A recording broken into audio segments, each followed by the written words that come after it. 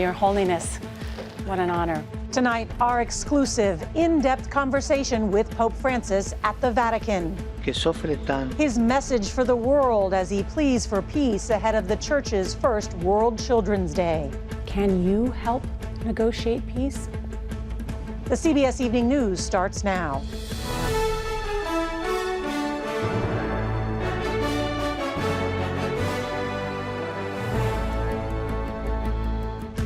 Good evening and welcome to this special edition of the CBS Evening News from Rome.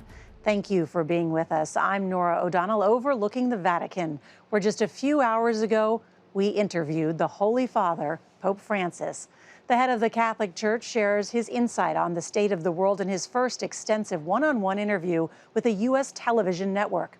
His Holiness spoke to us about war, peace, famine, and climate change, all with the world's children in mind. Our sit-down comes ahead of the Vatican's first World Children's Day with a message that all kids are, quote, precious in God's eyes. We've been in Rome and Vatican City for a few days now, speaking with people from around the world who've made the sacred pilgrimage to reconnect with their faith, pray at the Sistine Chapel, and have a chance to see Pope Francis.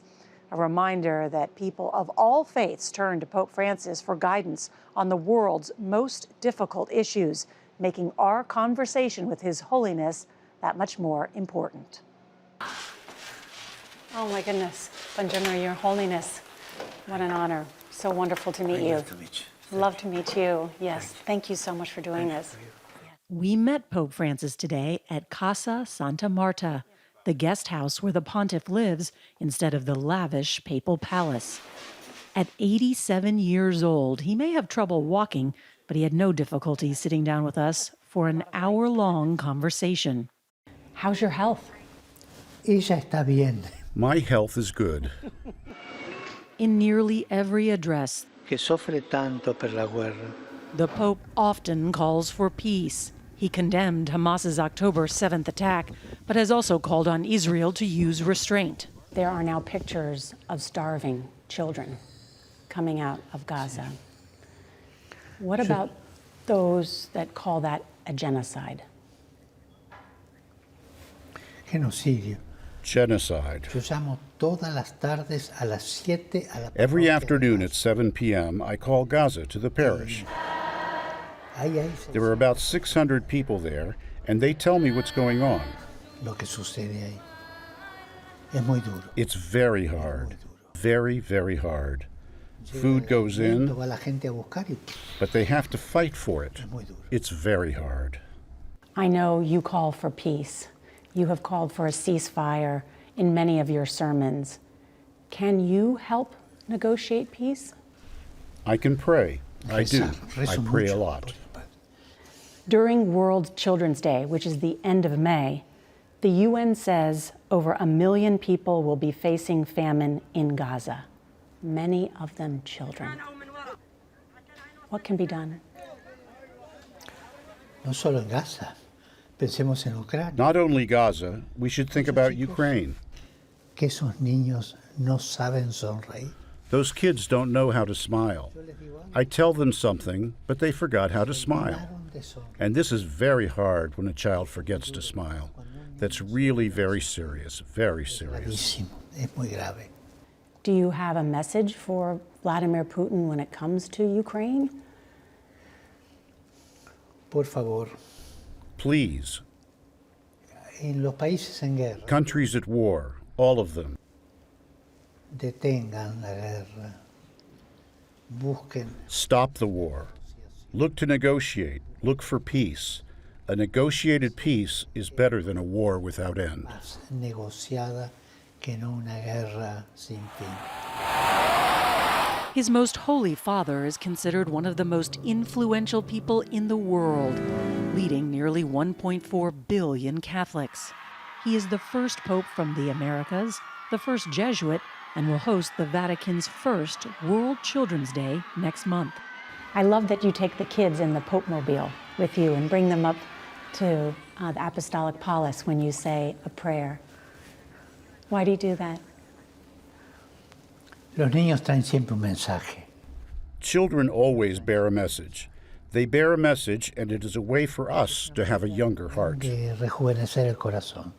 Francis is also the first pontiff to make climate change a priority. In 2015, to make an important point, images of the environment were projected onto St. Peter's Basilica, the dome designed in the mid-16th century by Michelangelo.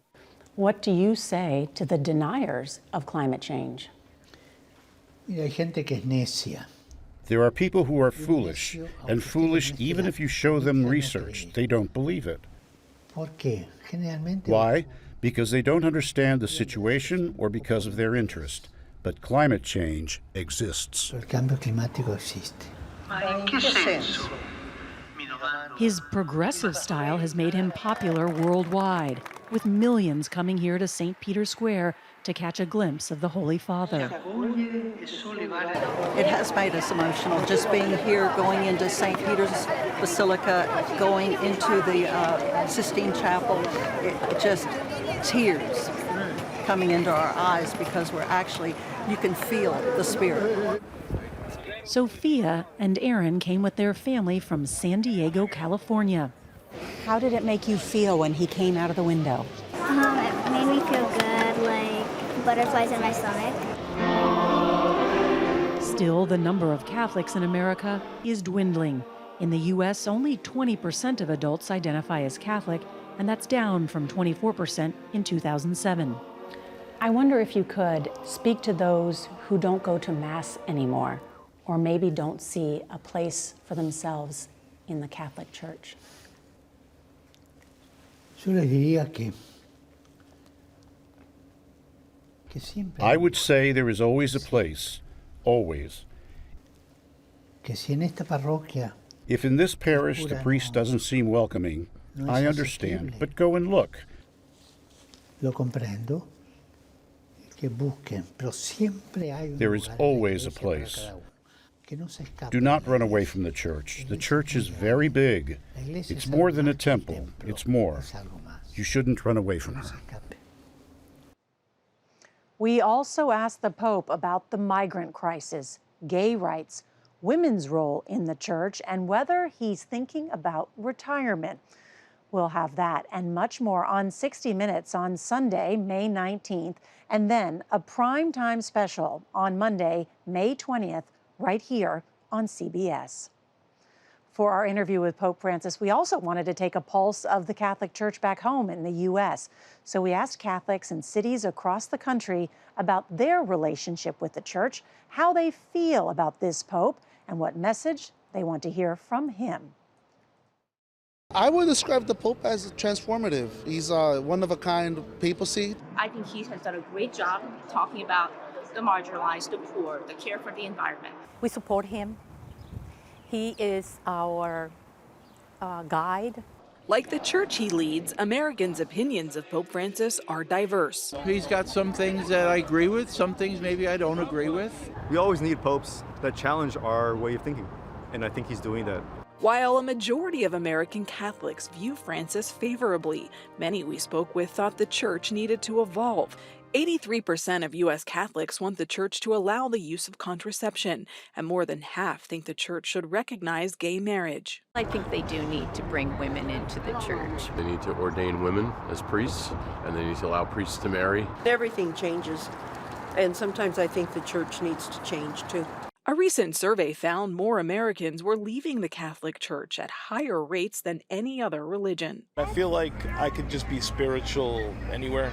You know, I don't really necessarily have to go to a church to, and I feel like that's the old school way of thinking. I think there's been a lot of bad news about the Catholics, the religion, about the priests in general, and I think people have turned around and walked away from that. We have a lot of young people that grew up in the Catholic Church, but they don't feel that they're getting the message. They feel they're not accepted. They feel they might be ostracized. They feel that they don't belong to the church. We spoke with Patrick Egan, who left the Catholic Church as a teenager, only to come back in search of a community. He's now a leader at a local parish. Does the Catholic Church feel different under Pope Francis? Yes, Francis is really trying to open the door to participation by people who have been traditionally outside of the hierarchy.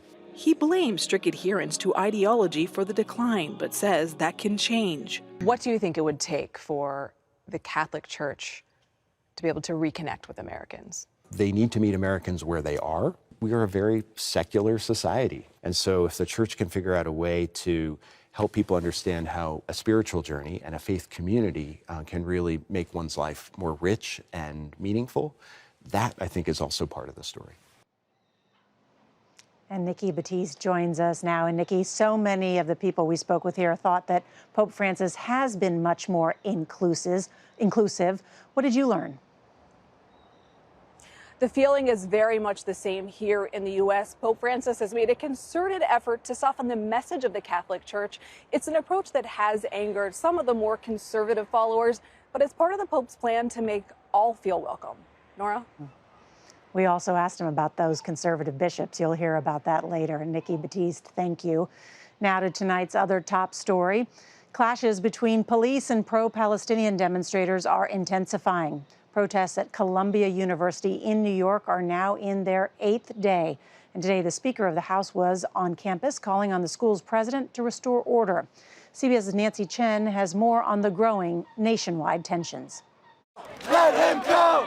This was the scene at the University of Southern California after school security tried to stop students from setting up a protest encampment. Hundreds of demonstrators surrounded a patrol car after campus police detained one student who was later released. Free, free, free Palestine! At the University of Texas, Austin, police in riot gear and officers on horseback confronted about 200 students participating in a pro-Palestinian rally. More than 20 were arrested. On the East Coast, demonstrators set up an encampment on Harvard Yard in solidarity with student protesters at Columbia University, where House Speaker Mike Johnson spoke late today and was met with both cheers and boos. I am here today joining my colleagues in calling on President Shafiq to resign if she cannot immediately bring order to this chaos. I'm just standing on the sidewalk! This is day 8 of the protests at Columbia University. The school said it is making important progress with protesters, but has given students a deadline to dismantle their tents. The protesters say they will not leave until the school agrees to cut its business ties to Israel. We need the administrators of these universities to get control of the situation, and if they can't, then we need the National Guard, law enforcement, or someone to come in here and take control. Are you calling for the National Guard to come here? Desperate times call for desperate measures. For now, New York Governor Kathy Hochul says she has no plans to send in the Guard. Columbia announced today that because of the unrest, there will be a remote option for upcoming final exams. Graduation is set to take place on campus in 3 weeks, Nora. Nancy Chen, thank you so much. We turn now to the Supreme Court in a case that could have wide-ranging implications for women's health care nationwide. At issue is the conflict between Idaho's near-total abortion ban and a federal law that requires hospitals to provide emergency medical treatment. CBS's Jan Crawford was there for the oral arguments.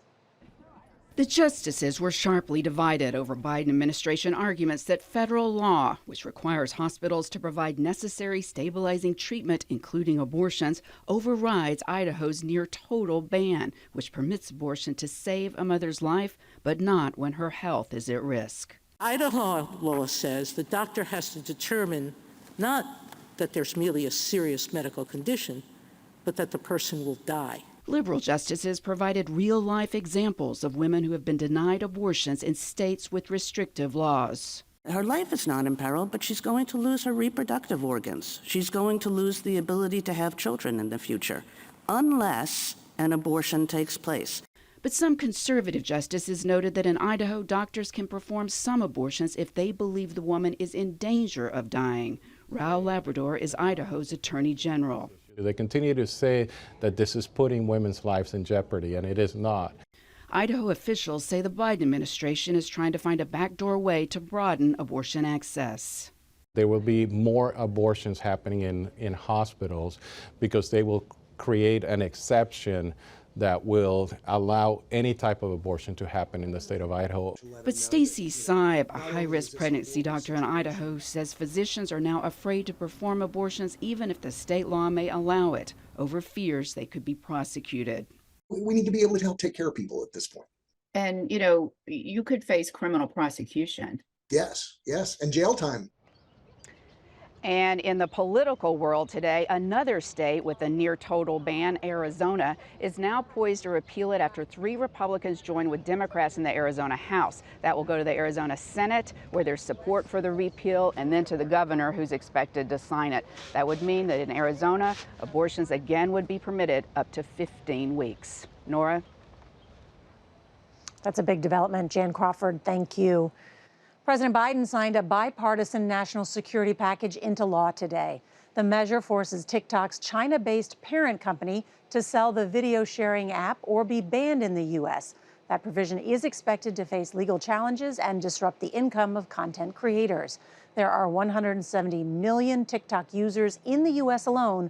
The law also provides $95 billion in long-delayed aid to Ukraine, Israel, and Taiwan.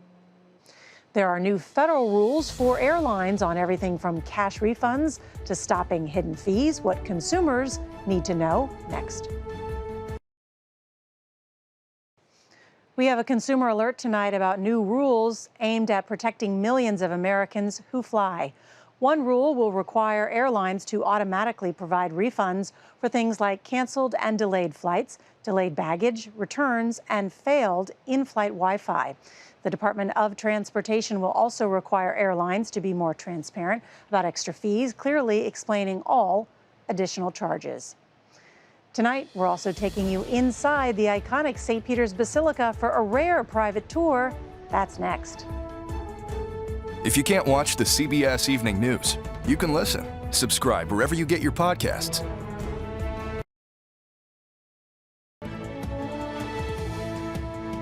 Back here in Rome, overlooking the Vatican and St. Peter's Square and the magnificent Basilica, the largest church in the world and the smallest nation in the world. And tonight, we're taking you on a private tour. The beauty by day doesn't hold a candle to its nighttime majesty. How is it that we're the only ones here? Just for you, for CBS. This is a very important moment for, I think, English-American television. Yes, ahead of a very important time for World Children's Day. Yes, for me is un grande momento, the great moment, is right? Yes, that's absolutely. Father Enzo Fortunato tells us 100,000 children will come here. He's organizing the Vatican's first World Children's Day. We visited one of the Vatican's most popular treasures, Michelangelo's Pieta, which shows the Mother Mary holding Jesus. Oh my gosh. Father Fortunato took us where no one gets to go, up close to the masterpiece. This is 500 years old. It's going to make me cry. Io dico sempre che sono... He always says it's the women who save the world. Oh, thank you for saying that. Why is St. Peter's Basilica so special? Because it's a house of the Pope, but above all is the inside the tomb of St. Peter. One of the holiest treasures inside one of Christianity's holiest sites.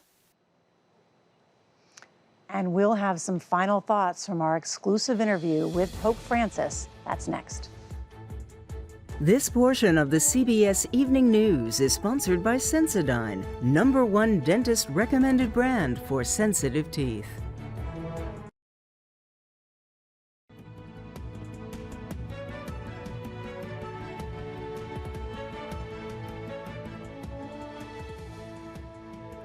Finally tonight, a word about our first of its kind interview with the Holy Father. Historic, and this is something I've dreamt about my whole career at CBS News. It took an entire team of dedicated journalists to make this happen. Today, the Pope told us that he hopes his legacy is to welcome everyone. And as one longtime follower told us, Pope Francis may not change the lyrics of the Catholic Church, but he is trying to change the tune. You can see much more of our interview in May on 60 Minutes and in a primetime special. And that's tonight's CBS Evening News. I'm Nora O'Donnell in Rome. Good night.